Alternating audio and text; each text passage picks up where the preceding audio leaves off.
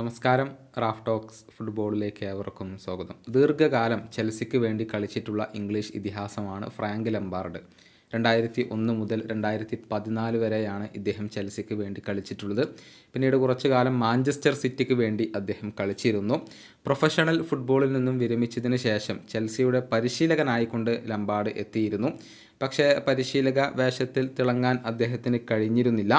ഏതായാലും ഈയിടെ TNT സ്പോർട്സിന് നൽകിയ ഒരു അഭിമുഖത്തിൽ ലയണൽ മെസ്സി, ക്രിസ്ത്യാനോ റൊണാൾഡോ എന്നിവരെക്കുറിച്ച് സംസാരിക്കാൻ ഇപ്പോൾ ലംപാർഡ് സമയം കണ്ടെത്തിയിട്ടുണ്ട്.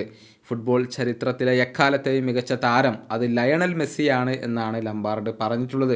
ടാലൻറ്റിൻ്റെ അടിസ്ഥാനത്തിൽ എല്ലാവരേക്കാളും മുകളിലാണ് മെസ്സിയുടെ സ്ഥാനമെന്നും ലംപാർഡ് കൂട്ടിച്ചേർത്തിട്ടുണ്ട്. അദ്ദേഹത്തിൻ്റെ വാക്കുകൾ ഇങ്ങനെയാണ്: ലയണൽ മെസ്സി, ക്രിസ്ത്യാനോ റൊണാൾഡോ ഈ രണ്ട് താരങ്ങൾക്കെതിരെയും ഞാൻ കളിച്ചിട്ടുണ്ട്.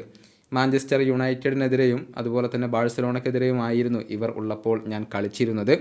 വ്യക്തിഗതമായും ടാലൻറ്റിൻ്റെ അടിസ്ഥാനത്തിലും ലയണൽ മെസ്സിയാണ് എന്നെ സംബന്ധിച്ചിടത്തോളം ചരിത്രത്തിലെ തന്നെ എക്കാലത്തെയും മികച്ച താരം. ഇതാണ് ഫ്രാങ്ക് ലംപാർഡ് ഇപ്പോൾ പറഞ്ഞിട്ടുള്ളത്.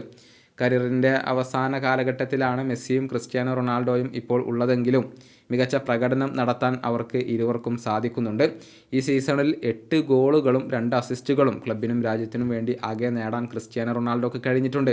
അതേസമയം മെസ്സിയുടെ ആ ഒരു കണക്കിലേക്ക് വരുമ്പോൾ അമേരിക്കൻ ലീഗിൽ ഈ സീസണിൽ 15 ഗോളുകളും 10 അസിസ്റ്റുകളും അദ്ദേഹം സ്വന്തമാക്കിയിട്ടുണ്ട്.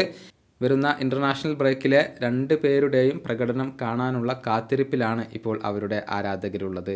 ഈ വീഡിയോയുടെ അവസാനിപ്പിക്കുന്നു. ഫുട്ബോൾ ലോകത്തെ കൂടുതൽ വിശേഷങ്ങളുമായി റാഫ് ടോക്സ് കൊണ്ടുവെത്താം.